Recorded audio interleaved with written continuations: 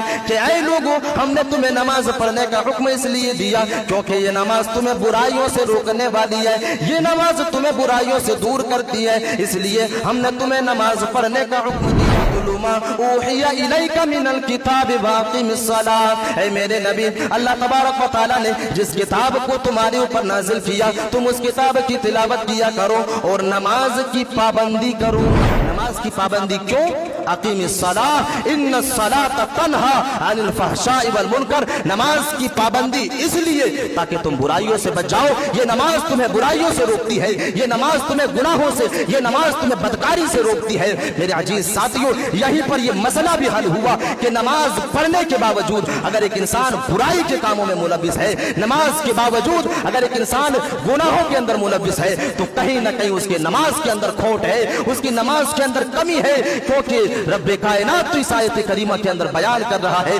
کہ تم نماز کی پابندی اس لیے کرو کیونکہ یہ نماز تمہیں برائیوں سے روکتی ہے، یہ نماز تمہیں گناہوں سے روکتی ہے۔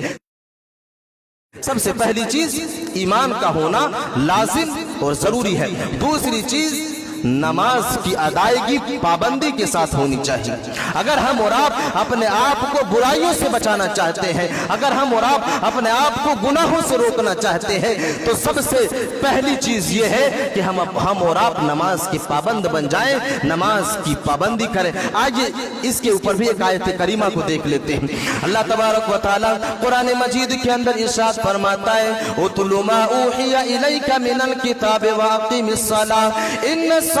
تنہی عن الفحشاء والمنکر۔ اللہ رب العالمین اس آیت کریمہ کے اندر بھی بیان کر رہا ہے کہ اے لوگوں ہم نے تمہیں نماز پڑھنے کا حکم اس لیے دیا کیونکہ یہ نماز تمہیں برائیوں سے روکنے والی ہے، یہ نماز تمہیں برائیوں سے دور کرتی ہے، اس لیے ہم نے تمہیں نماز پڑھنے کا حکم دیا۔ اتل ما اوحی الیک من الکتاب واقم الصلاۃ، اے میرے نبی اللہ تبارک و تعالی نے جس کتاب کو تمہارے اوپر نازل کیا تم اس کتاب کی تلاوت کیا کرو اور نماز کی پابندی کرو۔